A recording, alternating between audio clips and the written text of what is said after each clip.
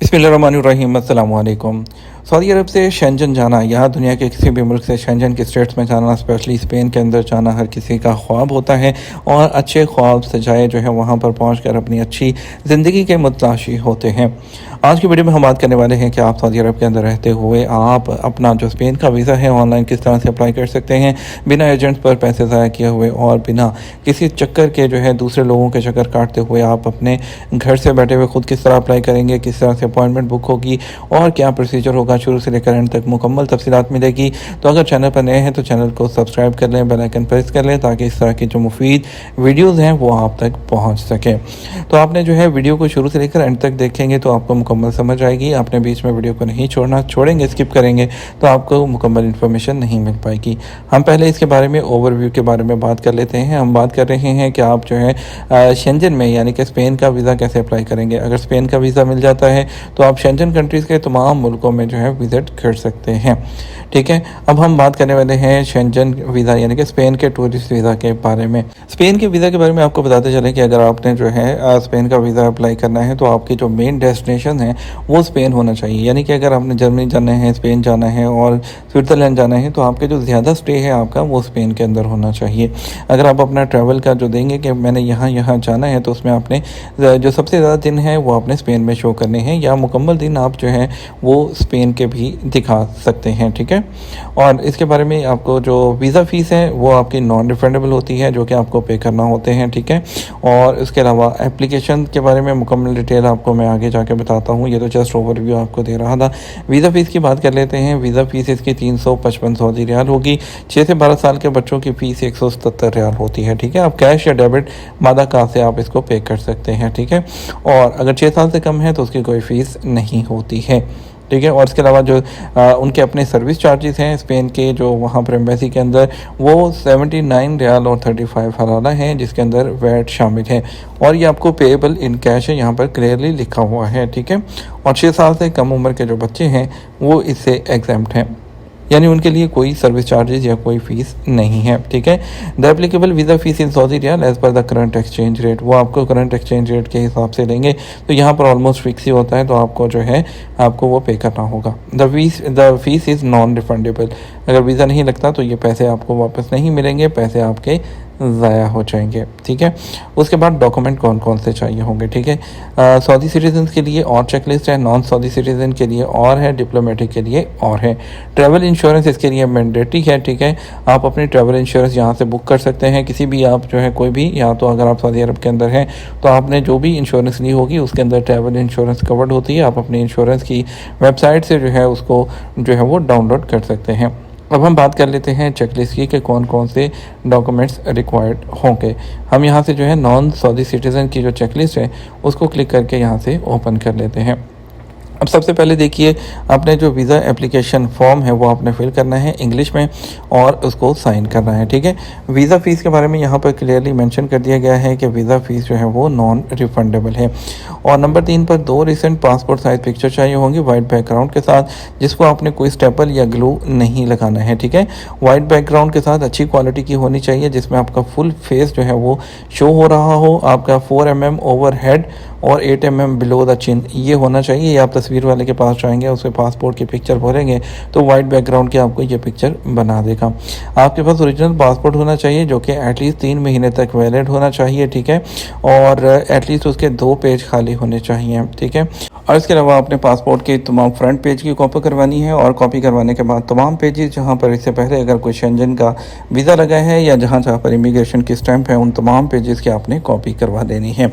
उसके बाद original letter लेना है आपने अपनी कंपनी की जानब से, अपने कफील की जानब से।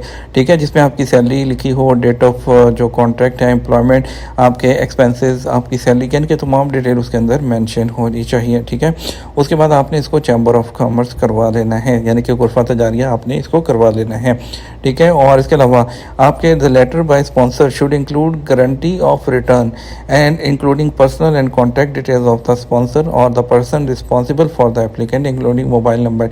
उनका कहना है कि लेटर जो है जो इसके अंदर जो है आपके जो कफील है, कंपनी है या कोई, उसमें उसकी जानब से लिखा जाना चाहिए कि वो आप वापस आएंगे और इसके अलावा जो है उसका फ़ोन नंबर, मोबाइल नंबर और उसका बिज़नेस कार्ड वगैरह उसके साथ आप अटैच करेंगे और जो कि इंग्लिश में जो है होगा और और इसके बाद इसको आपने चैम्बर ऑफ कॉमर्स से अटैच भी करवा लेना है, ठीक है। और उसके बाद उनका कहना है कि detail plan of the trip in English, यानी कि आपने एक जो है प्लेन जो पेज पे है ना, यानी कि एक आपने प्लान बना के देना है कि मुझे क्यों क्यों और कहाँ कहाँ जाना है, वो इंग्लिश के अंदर आपने एक डिटेल ये बना कर देनी है, ठीक है।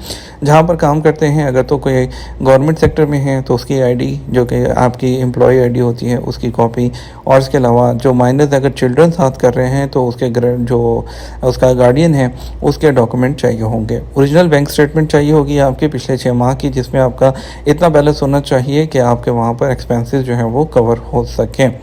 आपके पास कंफर्म रिटर्न जो है फ़्लाइट की टिकट होनी चाहिए, ठीक है, या कोई जो है आपके पास उसके अलावा होटल अकोमोडेशन होनी चाहिए, या चाहे रेंट पे लें या आप बुकिंग करवाएं, वो आप booking.com से आप रिजर्वेशन कर सकते हैं और जिसको आप बाद में पे कर सकते हैं।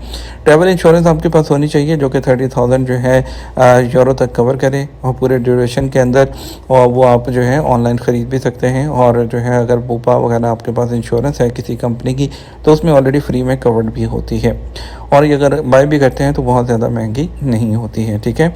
आपका जो इकामा है वो एटलीस्ट 3 महीने तक आपका वैलिड होना चाहिए, ठीक है, और आपके पास एग्जिट एंट्री वीज़ा भी होना चाहिए, ठीक है। और इसके अलावा उसके अलावा कुछ उनके एडिशनल डॉक्यूमेंट हैं, अगर कोई बिज़नेस के लिए जा रहा है या किसी को इनविटेशन दिया हुआ है वहाँ से तो आपने इनविटेशन लेटर देना है, उनकी तमाम डिटेल्स वगैरह भी आपने वहाँ पर मेंशन करनी है, ठीक है। ये तो तमाम जो है डॉक्यूमेंट है जो कि चेकलिस्ट आपको चाहिए, ठीक है। आपने इसको प्रिंट कर लेना है और फिर जितने भी डॉक्यूमेंट है यहाँ पे येस नो, अगर आपने जो इस पेज के नीचे लगाने हैं आपने यहाँ टिक कर देना है येस पर, या यहाँ से टिक कर देना है नो पर कि आपने अटैच किया है या नहीं। तो आपने ये सारे येस ही करना है और सारे अटैच करने हैं, ठीक है। हम वापस आ जाते हैं, तो हमने यहाँ पर देख लिया है कि डॉक्यूमेंट कौन कौन से रिक्वायर्ड होंगे, ये भी आपने यहाँ पर देख लिया है, ठीक है। अब फ़ोटो की स्पेसिफिकेशन उन्होंने यहाँ पर दी हुई है।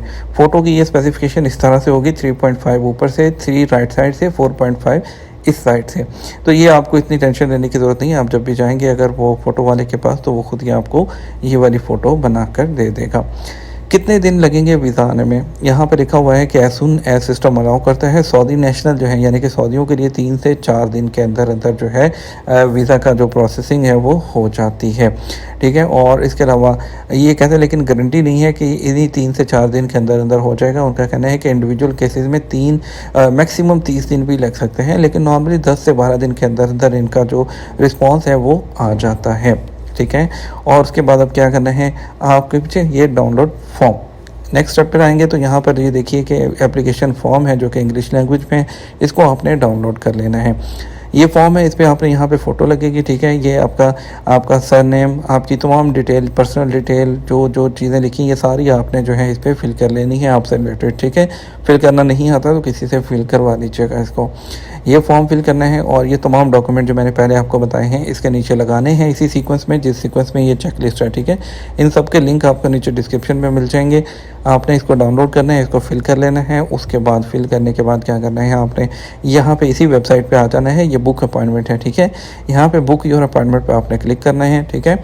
और आपने अपनी जो अपॉइंटमेंट है स्पेन के एम्बेसी में वो बुक कर लेनी है। जो अपॉइंटमेंट है उस अपॉइंटमेंट के डेट पे आपने वहाँ चले जाना है अपने तमाम डॉक्यूमेंट के साथ जो आपने इसके साथ चेकलिस्ट के साथ अटैच किए हैं तमाम चीज़ें, ठीक है। और चेक करने के बाद वहाँ पर जाके अपने डॉक्यूमेंट आपने सबमिट करने हैं और फीस पे करनी है। वो आपकी बायोमेट्रिक लेंगे यानी कि आपके फिंगरप्रिंट्स लेंगे और उसके बाद आपको जो है वो टाइम दे दिया जाएगा। इसी वेबसाइट पर यहाँ पर आप अपनी एप्लीकेशन को ट्रैक भी कर सकते हैं। ये देखिए ट्रैक एप्लीकेशन पे क्लिक करेंगे, यहाँ पे आप अपना एप्लीकेशन नंबर देते हुए इसको ट्रैक कर सकते हैं, ठीक है। अब देखिए यहाँ पर टाइम लग रहा है इसको ओपन होने में। यहाँ पे आपने अपना अकाउंट क्रिएट कर लेना है ईमेल दे के और यहाँ पे अपनी अपॉइंटमेंट बुक कर लेनी है। बहुत सिंपल है। ये वेबसाइट जो है इसका लिंक आपको नीचे डिस्क्रिप्शन में मिल जाएगा, तो आप इसको ज़रूर ट्राई कीजिएगा। इंशाल्लाह आपको वीज़ा भी ज़रूर मिल जाएगा। अगर कोई क्वेश्चन हो आप जो है अगर मेरी हेल्प चाहिए तो आप मुझे wasimrana@gmail.com पर ईमेल कर सकते हैं। wasemrana@VLOGS@gmail.com, ठीक है। आप मुझे इस पर ईमेल कर दीजिएगा। अपना ख्याल रखिएगा, दुआ में याद रखिएगा। अस्सलाम वालेकुम।